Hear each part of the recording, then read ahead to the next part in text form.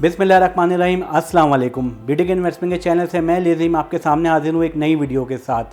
जैसे कि आप लोग जानते हैं कि कोई भी नई प्रॉपर्टी जब भी लॉन्च होती है तो लोगों के दिलों में शक व शुबात होते हैं कि ये प्रॉपर्टी जो जहाँ पे हम इन्वेस्ट करने जा रहे हैं वहाँ पे लीज़ है, वहाँ पे डेवलपमेंट होगी, जो टाइम हमसे प्रॉमिस किया गया उस टाइम पे लोग हमें प्लॉट डिलीवर करेंगे, अपार्टमेंट विला जो भी चीज़ हम बुकिंग करा रहे हैं वो हमें मिलेंगे या नहीं मिलेंगे। तो उसी तरह जब बैरिया टाउन आया तो लोगों के दिलों में उस वक्त भी यही शक व शुबात थे कि बैरिया लाहौर और पिंडी में तो अच्छा काम दिखा के आ चुका था, लेकिन फिर भी कराची में जो सिंध में था ये इनका पहला प्रोजेक्ट है और प्रोजेक्ट ये उससे डबल नहीं कहा जाए तो बल्कि एक कहा जाए प्रॉपर सिटी माने जा रहे थे ये।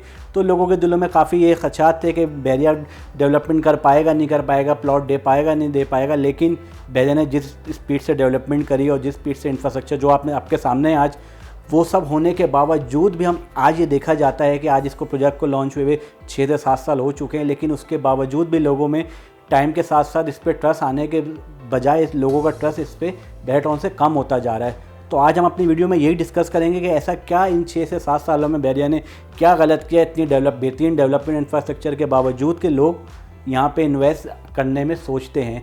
तो आज इसी डिस्कशन करने के लिए हमारे साथ मौजूद हैं इनके अपने भी आप जरूर चैनल देखते होंगे वीडियोस, बीटीके अपडेट्स और बीटीके न्यूज़, दोनों चैनल्स के ये होस्ट होते हैं और ये ख़ुद भी काफ़ी इनका एक अच्छा नाम है रियल इस्टेट सेक्टर में। हमारे साथ मौजूद है अली रज़ा। अस्सलाम वालेकुम अली भाई। जी वालेकुम अस्सलाम अली भाई, क्या हाल है? अल्लाह का शुक्र। जी अली भाई, सवाल तो आपने हमारा सुन ही लिया होगा कि ऐसा क्या हुआ है कि इस सारे दौरान के बैरिया का नाम बनने के बजाय कराची, ख़ास तौर पे कराची में बैरिया का नाम जो है वो नीचे ही आता गया ट्रस्ट के हवाले से।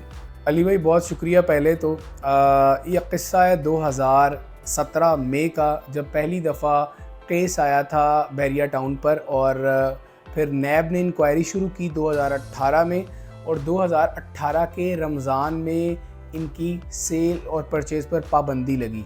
ये पहला वाक़या था जब बैरिया टाउन कराची गर्दिश में आया था, ख़बरों में आया था, लेकिन हमें ये लगा कि ये सिलसिला थम जाएगा, लेकिन ऐसा ना हुआ। फिर अमल दरामद बेंच बना, फिर साकिब निसार साहब जो बड़े मुतनाज़ जज रहे हैं चीफ़ जस्टिस, उन्होंने फिर जो रिमार्क्स दिए और ये चलता चलता सिलसिला 2019 21 मार्च को फ़ैसला आया जिस पर बैरिया टाउन पर जो फ़ाइन लगा वो था 460 अरब रुपए।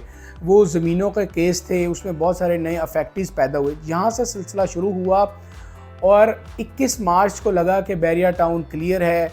जजेस ने ये जो अपना बयान दिया, जो फ़ैसला दिया, उसमें फिर पता चला कि अब बैरिया को कुछ नहीं होगा। लेकिन 2 महीने बाद अली भाई ऐसा हुआ कि पता चला जी बैरिया ने बाउंड्री लगाना शुरू कर दिया है और बाउंड्री लगने से बैरिया के मुतासरीन, कराची के मुतासरीन मंजर आम पर आने लगे हैं। जब ये बात सामने आई तो फिर सिलसिला रुकने वाला सिलसिला शुरू हुआ। 1 अफेक्टिव्स, 2 अफेक्टिव्स, नंबर ऑफ अफेक्टिव्स, फिर प्रीसेंट, ब्लॉक, ये सब सामने आ गए। ये वो पहला वाक़या था, ये वो पहला मरहला था जब बैरिया टाउन कराची ने अपना एतमाद खोया था, लोगों को डिस्ट्रस्ट हुआ लोगों की। मैं आपको बताता हूँ, बैरिया टाउन कराची हो यानी सबसे बड़ा पार्ट है, लाहौर और इस्लामाबाद में इतने ज़्यादा कभी मुतासरीन इतनी बड़ी तादाद में नहीं थे, क्योंकि वो प्रोजेक्ट इतने थे ही नहीं। वहाँ पर प्रोजेक्ट बनाए जाते थे, कोई आप समझ लें 10,000 एकड़ पे, 5,000 एकड़ पर या 7,000 एकड़ पर। बैरिया टाउन कराची जब लॉन्च किया गया, जब केस लगने से पहले 32,780 एकड़ पर था और जब बाउंड्री में करने का कहा गया बैरिया टाउन कराची को तो फिर ये रह गया 16,500। अब हम अंदाज़ा लगाएं 14,000 एकड़ कोर्ट के मुताबिक, बैरिया की बाउंड्री के मुताबिक, बैरिया की इंफॉर्मेशन के मुताबिक, ये हम उनकी इंफॉर्मेशन पर बात कर रहे हैं, वो 14,500 एकड़ के अफेक्टिव्स पैदा हुए। अब आप अंदाज़ा लगा लीजिए कि 100 में से अगर 40% अफेक्टिव्स होंगे तो उनका डिस्ट्रस्ट लेवल क्या होगा। तो सिलसिला वहाँ से शुरू हुआ था, जो फिर अपनी मुख्तलिफ शक्लों से होता हुआ, कभी वो 61, 62, 63 का रुख इख्तियार कर गया, कभी प्रीसेंट 23A के विलास के अफेक्टिव्स आ गए, कभी 32 ABCD आ गया, कभी बैरिया पैराडाइज, कभी स्पोर्ट सिटी।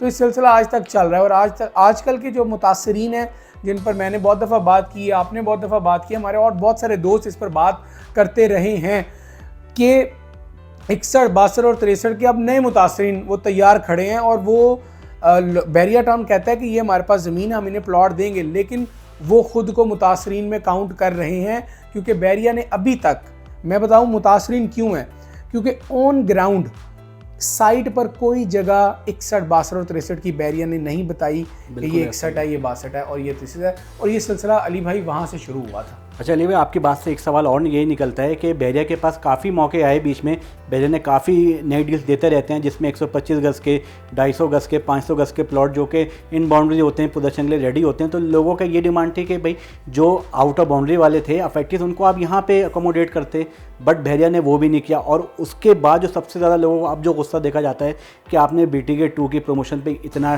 टाइम, इतना पैसा और इतनी आपने हैवी लोडेड प्रमोशन की, तो लोगों का ये था कि अगर आप वो प्रमोशन करने के बजाय उन चंद अफेक्टिव्स को प्लॉट दे देते तो एक आपकी एक तो जेन्युइन मार्केटिंग भी हो जाती है और दूसरा लोगों का ट्रस्ट दोबारा बैरिया पे बनता है। अली भाई देखें, मामला ये है कि आप चाह रहे हैं कि इन अफेक्टिव्स को अकोमोडेट करना, लेकिन अपनी प्रोडक्ट पहले सेल करना।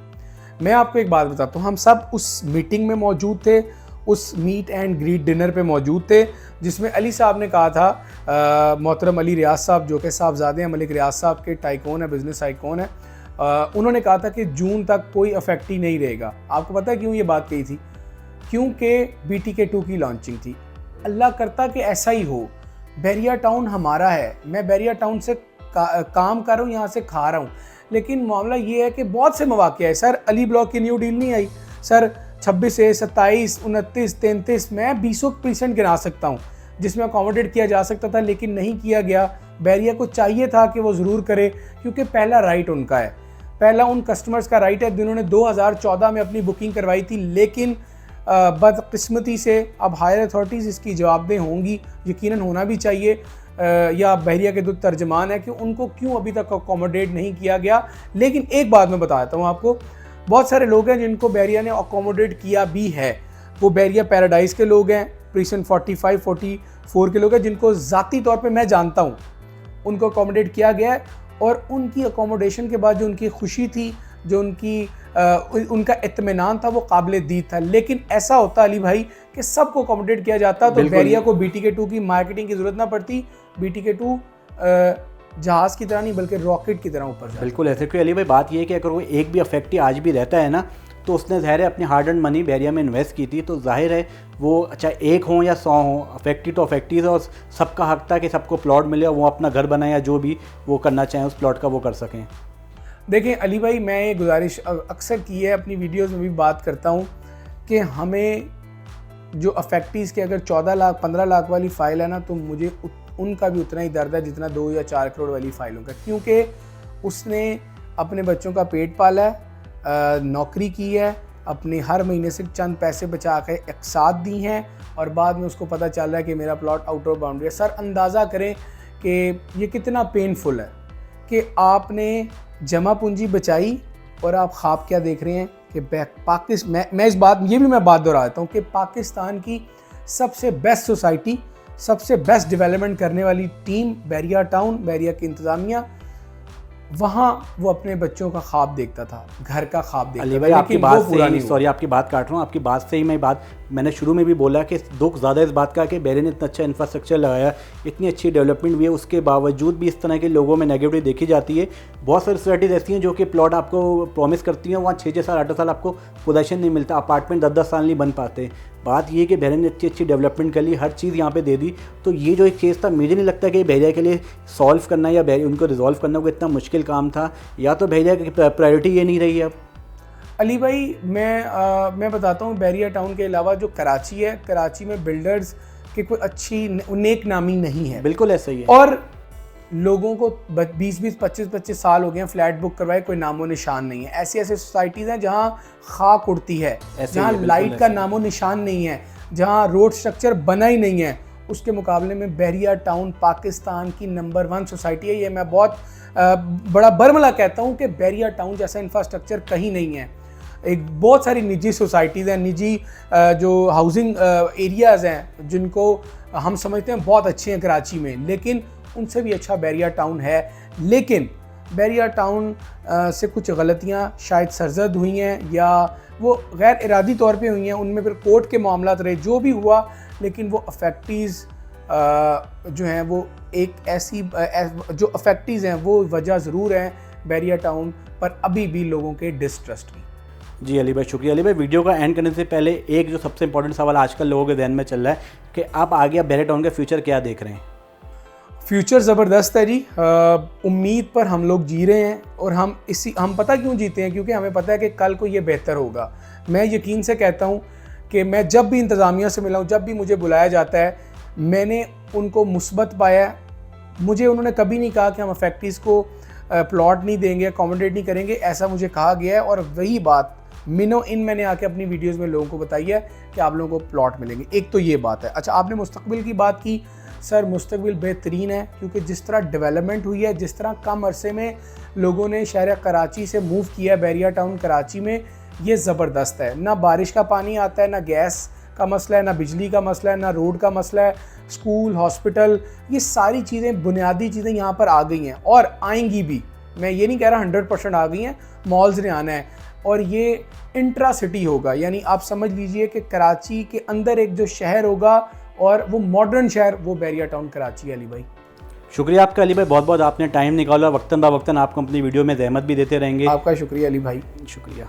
वीडियो को एंड करने से पहले एक बात मैं आपको बताता चलूं कि हमारा हरगिज़ मकसद ये नहीं होता कि हम बैरिया को नेगेटिव शेड में दिखाएं या हम इस तरह की कोई बात करके व्यूज़ लेने के लिए कोई ऐसी चीज़ करें।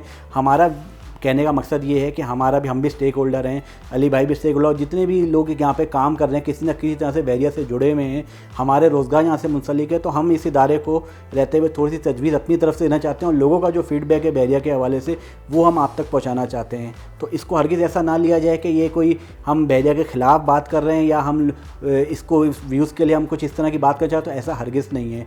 उम्मीद करते हैं कि आगे आने वाले हालात बैरिया टाउन के लिए काफ़ी खुशगवार होंगे और लोगों के लिए काफ़ी अच्छी चीज़ें आने वाली होंगी या अच्छे लोगों के लिए अच्छे रिजल्ट आएंगे। उम्मीद करते हैं आपको ये वीडियो पसंद आई होगी। अगर आपको आपकी राय देना चाहे तो प्लीज़ अपनी राय से ज़रूर आगाह कीजिए। तब तक के लिए हमें दीजिए इजाज़त। अल्लाह हाफ़िज़।